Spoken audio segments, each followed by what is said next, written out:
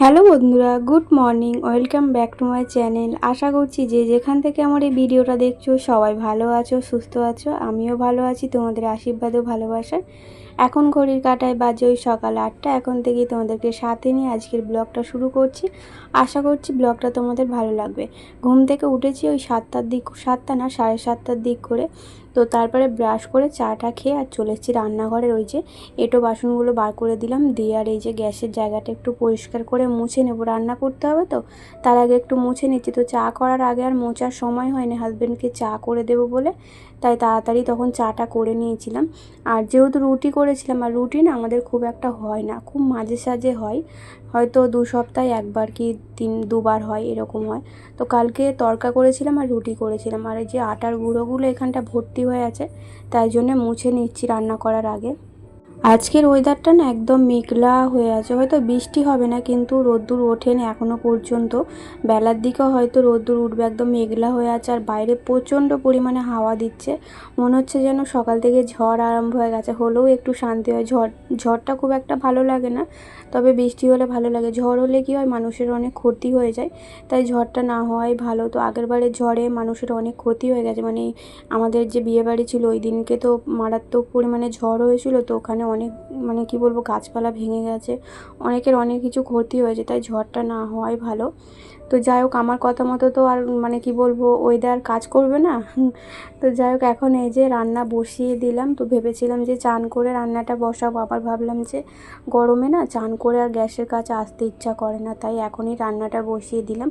আজকে অনেক দিন পর হচ্ছে এই মুগের ডাল রান্না করছি। কত মাস চলে গেছে যে মুগের ডাল রান্না করিনি, বাড়িতে হয়ই না হাজব্যান্ডের কারণে। ওই যে হাজব্যান্ড খেলে একদম সহ্য হয় না, গ্যাস অম্বল হয়ে যায়, তাই জন্য মুগের ডাল পুরো টোটাল বন্ধ করে দিয়েছিলাম।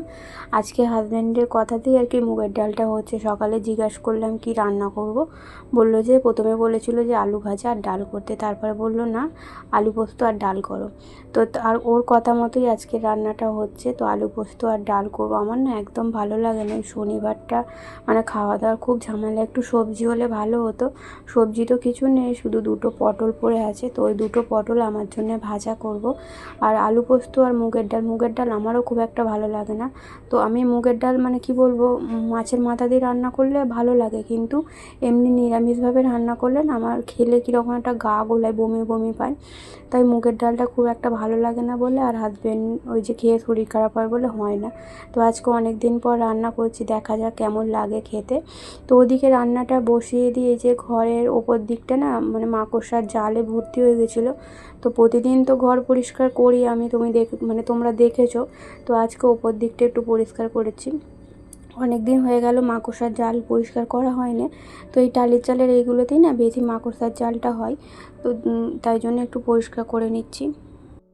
পাকা ছাদাটা বাড়ির থেকে আমার কিন্তু টালির চালের ঘরেই বেশি ভালো লাগে, কারণ কি বলবো, গরমকালে না টালির চালের ঘরটা সারাদিন যেমন গরম থাকে, রাত্রির না খুব ঠান্ডা হয়ে যায়। টালি ঠান্ডা হয়ে গেলে দেখবে ঘরটা অনেকটা ঠান্ডা হয়ে যায়। আর ছাদের ঘরটা কি হয়, সারাদিন তো গরম থাকে, তারপরে যে ছাদটা গরম হয়ে যায় সন্ধ্যার পর পাখা চালালে না সেই তাপ পুরো নাবে। মানে এসি থাকলে কোনো ব্যাপার না, এসি না থাকলে খুব কষ্ট। আমার আগের বাড়িটা ছিল ছাদাটা বাড়ি, তো সারাদিন না খুব কষ্ট করে মেয়েকে নিয়ে থাকতাম, রাত্রিরে শুধু বিছানায় বসে বসে কাঁদতাম, ঘুমোতে পারতাম না বলে খুব কষ্ট করে দিন কাটিয়েছি। যেমন জলেতে এক কষ্ট করেছি, তার মধ্যে গরমে মানে কি বলবো, মাঠের মাঝখানে একটা ঘর, গাছপালা কিছু নেই, প্রচণ্ড গরম। আমি অনেক কষ্ট করে আজকে এই জায়গায় এসেছি জানো তো। তবে টালির চালের ঘর বলে আমার কোনো দুঃখ নেই, এতে আমি অনেক শান্তি আছি, ভালো আছি। তো সেখানের থেকে আমি এখানে অনেকটা ভালো আছি। তো কষ্ট করলেই তবে কেষ্ট মেলে, তো আমার হয়েছে সেই আর কি। তো এখন এই যে আমার শ্বশুর শাশুড়ির ফটোগুলো একটু ভালো করে মুছে পরিষ্কার করে নিচ্ছি। আমার হাজব্যান্ড কী ভাবে বলো তো, আমি এইগুলোর প্রতি কোনো যত্ন করি না, কিন্তু ও তো আর দেখতে পায় না আমি কখন কি করি। তো আজকে এগুলো মনে করে করে রেখে দিয়েছিলাম যে ফটোগুলো একটু পরিষ্কার করে। এমনিতেও না ফটোগুলো সবসময় পরিষ্কারই থাকে, তোমার হাজব্যান্ড পরিষ্কার করে, মাঝে মাঝে আমিও করি। তো আজকেও একটু করে দিলাম দিয়ে, আর এই যে দালানটা ঝাড়ু দিয়ে নিচ্ছি, ঝাড়ু দিয়ে মুছে নেবো। ওদিকে তো রান্না বসিয়ে দিয়েছি। সকাল সকাল রান্না বসিয়ে দিলেই কী হয়, গরমটা মানে কম লাগে সকালের দিকটা, তাই রান্না বসিয়ে দিয়ে এদিকে ঘরের কাজগুলো করে নিচ্ছি। এখন তো গ্যাসের কাছে দাঁড়িয়ে থেকে কোনো লাভ নেই। ডাল বসিয়েছি, একদিকে ভাত বসিয়েছি। ডালটা ভেবেছিলাম কৌটোতেই বসাবো, আবার ভাবলাম না, ডালটা একটু ভেজে কড়ার মধ্যেই বসিয়ে দিই, যদি একটু টেস্টটা বাড়ে। কী বলো তো, কৌটোর মধ্যে দিলে না কী হয় বলো তো, মুগের ডালটা খুব একটা ভালো সেদ্ধ হতে চায় না। তো মুগের ডাল মানে ওই মসুর ডালের মতো একটা একটা হয়ে থাকলে ভালো লাগে না, একদম গলে গেলে তবে একটু খেতে ভালো লাগে। আর ওই শক্ত শক্ত হয়ে থাকলে আমার ভালো লাগে না খেতে, তাই কড়াই করে বসিয়েছি, একদম ভালো করে সেদ্ধ করব। আর আজকে এই টবের গাছগুলো আর কি সরিয়ে আর পরিষ্কার করলাম না, তো কালকে তো করেছিলাম, আবার পরের দিন করব। তো একদিন ছাড়া ছাড়া করি, প্রত্যেক দিন অত সময় হয় না জানো তো। সংসারটা তো একা, তো কাজ করে শেষ করতে পারি না। যদি একজন কেউ থাকতো হেল্প করা, তাহলে আর এতটা কষ্ট হতো না।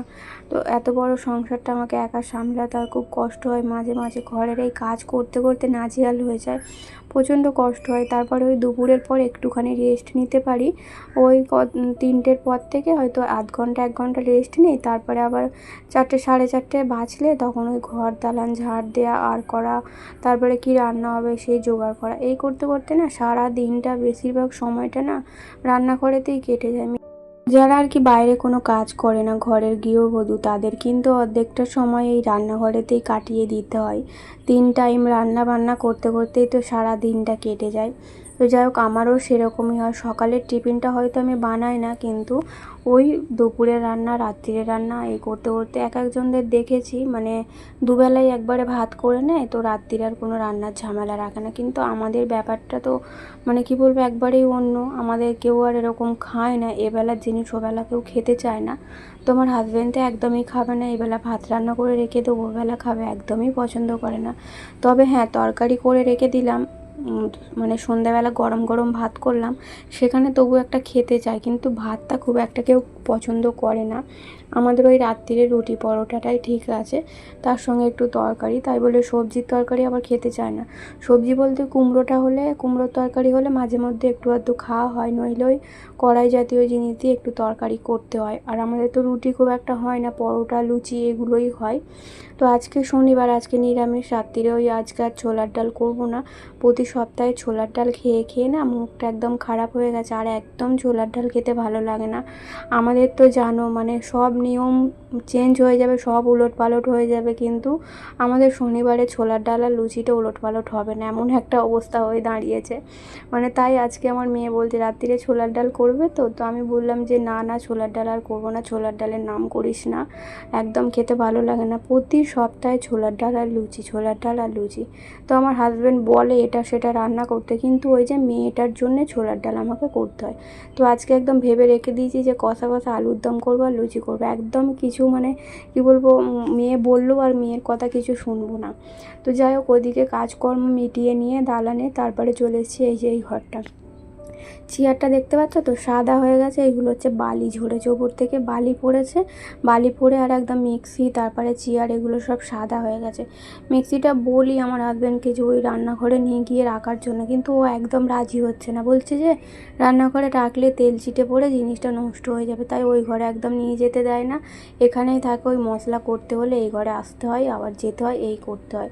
রান্নাঘরে রাখলে একটা সুবিধা হয়, রান্না করতে করতে আমি মশলাটা করে নিতে পারি, কিন্তু হাজব্যান্ড একদম রাখতে দিচ্ছে না। যাই হোক, এখন এই যে ঘর দালানটা পরিষ্কার করে মুছে নেবো। এখন আমার মেয়ে ঘুমোচ্ছে, ওঠেনে, তো উঠলে তারপরে বিছানাপত্র গোছাবো, তার আগে এগুলো একটু পরিষ্কার করে গুছিয়ে নিই। আর ওকে ইচ্ছা করে ডাকছি না জানো তো, রাত্রে গরমের কারণে ঘুম হয় না, আর আজকে আবার স্কুলে যাবে না, স্কুল ছুটি না, স্কুল চলবে, কিন্তু ওকে আর পাঠাবো না, শনিবারে সেরকম কোনো ক্লাস হয় না, তাই ওকে আর পাঠাবো না, একদম সোমবার থেকে পাঠাবো। আর ছুটি পড়ে গেলে তো একদম কি বলবো, বাঁচি। এই গরমেতে ওকেও পাঠাতে ইচ্ছা করছে না, আর আমারও ভালো লাগছে না। মেয়েটার কষ্ট হয়, আমার কষ্ট হয় না, কিন্তু মেয়েটার তো কষ্ট হয় গরমের মধ্যে স্কুলে যেতে। আর একদম তো 3 তলায় বসে, মানে রোদ্দুরটা সারাক্ষণ ছাদে লাগে, সেই মানে ছাদ গরম হয়ে যায়, পাখা চালালে সেই তাপটা নিচে নাবে, তাই মেয়েটার জন্য আমারও একটু কষ্ট হয়। যাই হোক, ঘর দালান পরিষ্কার করে মুছে নিলাম, নিয়ে এখন এই যে কয়েকটা কাচাকুচি আছে, মেয়ের স্কুলের ড্রেসগুলো, সেগুলো কেচে দিতে হবে, সোমবার আবার স্কুল যাবে, তাই আজকে কেচে কেচে দিচ্ছি। রবিবারেও কাচাকুচি থাকে, তবে করতে হবে। যতই ভাবি যে শনিবার কেচে নেব, রবিবার আর কাচবো না, কিন্তু দেখবে ঠিক না ঠিক বেরিয়ে পড়বে কাচার জন্যে। আর কাচা তো প্রতিদিনই থাকে, সংসারের কাজকর্ম, কাচা ধোয়া রান্না বান্না সব প্রতিদিনই থাকে, কিছু কমে না। প্রত্যেক দিন একই সংসারের কাজ থাকে, আর তোমাদের সঙ্গে প্রতিদিন এই একই সংসারের কাজ শেয়ার করতে হয়।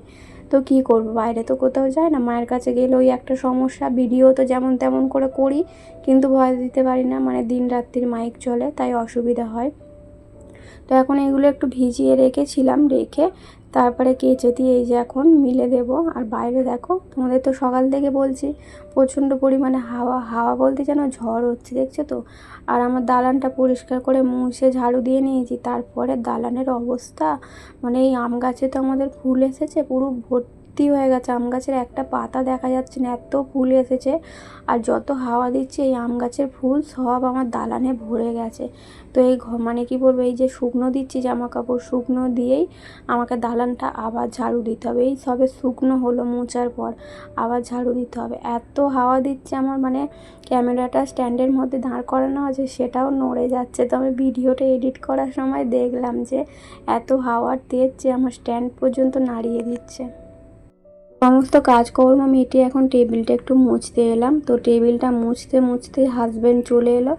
তো ওকে আবার সেই কী বলবো, টেবিলটা মোছা বন্ধ করে দিয়ে কোনো রকমের বোতলগুলো গুছিয়ে ওকে আবার একটু ছাতু গুলে দিলাম। ও তো সকালে কিছু খেয়ে যায় না, এখন প্রায় 9:45 মতো বাজে, খিদে পেয়েছে, এসে তাড়াতাড়ি করছে। তবে এখনও খাবে না, আমাকে ছাতুটা গুলে রাখতে হবে। ও যাবে এখন চান করে বড় বাবার মন্দিরে বাতি দিতে। আমার তো আর দেয়াই হয় না, একদমই সময় হয় না বলে যাওয়া হয় না। আগে আগে প্রত্যেক দিন শনিবার আমি বড় বাবার মন্দিরে যেতাম বাতি দিতে, এখন একদম সময় হয় না। তবে হাজব্যান্ড প্রতি শনিবার যায়, আমার না হোক হাজব্যান্ড প্রতি শনিবার যায়। তারপরে হাজব্যান্ড এই যে ছাতু খেয়ে বেরিয়ে গেল, পুজো দিয়েছে, ছাতু খেয়ে বেরিয়ে গেল। আমি এই যে আলুটা কাটছি। তো ওদিকে ডাল ভাত সব সেদ্ধ হয়ে গেছে, এখন শুধুমাত্র আলুটা কেটে তরকারিটা বসালেই হয়ে যাবে। আর বললাম তো 2টোর মতো পটল আছে, ওই 2টো একটু ভাজবো। আর হাজব্যান্ড রান্না করতে করতে আবারও একবার বাড়িতে এসেছিলো, তো এসে আবার একটু মানে রান্নার আইটেম বাড়িয়ে দিয়ে গেল। তো শুধু ডাল আর আলু পোস্ত করছি বলে আবার বললো যে একটু পাঁপড় আর একটু চাটনি হবে না। তো আমি বললাম যে টমেটো এনে দাও, তাহলে হবে। তবে টমেটো আমার ঘরে 3টে আছে, তো 3টে আছে, এবেলা হয়ে যাবে। কিন্তু ওবেলা তো আলুর দম করবো, তাতে একটু না দিলে হয় না। তো তাই বললাম একটু টমেটো আর একটু ধনেপাতা এনে দাও, আপাতত এই 3টে টমেটো দিয়ে আমি চাটনি করে দিচ্ছি, তুমি একটু টমেটো এনে দাও। তো এদিকে আমি তরকারিটা বসিয়ে দিচ্ছি, ডালটা আমার মানে ফোড়ন দেওয়া হয়ে গেছে, তরকারিটা বসাবো আর চাটনিটা করব। তবে আলু পোস্ত করতে বেশিক্ষণ সময় লাগে না। আজকের আলুটা একটু বড় বড় করে কেটেছি আর গোল গোল করে কেটেছি। আমি না আলু পোস্ত করলে লম্বা লম্বা করে কাটি, তো আজকে একটু মানে গোল গোল করে কাটলাম। সব সময় একই নিয়মে একই পদ্ধতিতে রান্না করলে একঘেয়ে হয়ে যায় না, তাই জন্য আমি মাঝে মধ্যে এরকম চেঞ্জ করি আর কি। সবজিপাতি যখন কাটি না, মাঝে মধ্যে একটু নিত্য নতুনভাবে কাটার চেষ্টা করি, তাতে কি হবে, দেখতেও ভালো লাগে আর খেতে তো একই হয়। তো আলাদা করে সবজি কাটছি বলে এই নয় যে খাবার মানে টেস্টটা আরও দ্বিগুণ হয়ে যাবে, বেড়ে যাবে, তা না, খেতে একই হয়। তো এখন লঙ্কা গুঁড়ো হলুদ গুঁড়ো দিয়ে একটু মশলাটা ভেজে নিয়ে জল দিয়ে দিলাম সেদ্ধ হওয়ার জন্যে। যতক্ষণ সেদ্ধ হচ্ছে ততক্ষণ এই যে বিছানাটা আমি গুছিয়ে নিই। তো এখন বাজে ওই 10টা কি 10:30টার মতো হবে। মেয়ে উঠেছে অনেকক্ষণ, তো বিছানাটা পড়েছিল, আমার সময় হচ্ছিল না বলে গোছাচ্ছিলাম না। তো এখন এই যে বিছানাটা গুছিয়ে নেবো, ঘর দালান তো মোছা হয়ে গেছে। চাদরটা পেতেছি এই 2 দিন হলো, তো আজকে আবার মনে হচ্ছিলো যে চাদরটা একটু তুলে দিই। আসলে গরমকাল তো একটু ঘন ঘন না চাদর পাল্টালে শুতে পারি না। তো আজকে আর করবো না, মানে আজকে ওই যে বেলা হয়ে গেছে, পাতকুতলায় এত পরিমাণে রোদ্দুর চলে এসেছে। সকালে তো একদম মেঘলা ছিল, কিন্তু এখন খুব রোদ্দুর উঠেছে। আর এই রোদ্দুরে যদি আমি পাতকুতলায় এগুলো কাচতে যাই, মাথা ঘুরে ওখানেই পড়ে থাকবো। তাই আর এখন কাচছি না, ওটা সেই কালকে তাড়াতাড়ি একটু সকাল সকাল ঘুম থেকে উঠে পড়বো, উঠে তারপরে কেচে দেবো। তো এদিকে বিছানাটা গুছিয়ে চলে এসেছি মেয়ের জন্য একটু টিফিন বানিয়ে দিতে। তো আগের দিন কেনা ছিল পাউরুটি, সেই পাউরুটিটাই একটু আর কি একটু সেঁকে নিয়ে আর একটু বাটার দিয়ে দেবো। আমার মেয়ে বেশি পুড়ে গেলে পাউরুটি খেতে চায় না, কেটে বাদ দিয়ে দেয়। রুটি পুড়ে গেলে খেতে চায় না, মানে ওর সব জিনিস ফ্রেশ চাই, একটুও চুঙে গেলে হবে না, আমার মেয়ে এমন। তো হালকা করে একটু গরম না মানে গরম করার মতো করে দেবো, দিয়ে আর এর মধ্যে বাটার দিয়ে দেবো। আর এদিকে আমার তরকারিটাও হয়ে গেছে, এর মধ্যে একটু পোস্ত দিয়ে দেবো। পোস্তটা বেটে অনেকক্ষণ আগেই রেখে দিয়েছিলাম, তো এখন এই যে তরকারির মধ্যে দিয়ে দেবো। আর একটু ঝোলটা আর কি কমে এলে নামিয়ে নেব। আমাদের উঠোনে তো একটা আম গাছ আছে, তো আম গাছটায় না দুপুরবেলা যত পাখি কাক এসে ওই আম গাছটাতে বসে আর কিচিরমিচির করে ঝগড়া করে। তো এখন ভয়েস দিচ্ছি, এত পাখি চেঁচাচ্ছে যে কী বলবো। তো এখন এই যে তরকারিটা হয়ে গেল, আমার রান্নাবান্না হয়ে গেছে, আর শুধু চাটনিটা করলে হয়ে যাবে। আমি আলু পোস্ত রান্না করলে না একটু ঝোলঝোলই নাবাই, মানে একদম শুকিয়ে যায় সেরকমভাবে নাবাই না, তাও কেন জানি না খেতে বসার সময় দেখবো একদম আলুগুলো একটা একটা হয়ে গেছে শুকিয়ে। তো যাই হোক, ওদিকে আলু পোস্তটা নাবিয়ে আর এদিকে এই যে ফোড়নে দিয়ে দিলাম একটু 5 ফোড়ন। এখন হচ্ছে চাটনিটা করলেই আমার রান্না বান্না হয়ে যাবে। আর অনেকটা বেলাও হয়ে গেছে, এখন ঘড়ির কাঁটায় বাজে ওই 11:30টার মতো বাজে। এরপর হচ্ছে চান করব, সমস্ত ঘরের কাজকর্ম হয়ে গেছে, বাসনটা রেখে দেবো। বাসনটা এখন মাজবো না, সেই বিকালবেলা রোদ্দুর কমে এলে তারপরে বাসনটা মাজবো। তো বন্ধুরা, আমার ব্লগ তোমাদের কেমন লাগে অবশ্যই কমেন্ট করে জানিও। তো চলো, টাটা।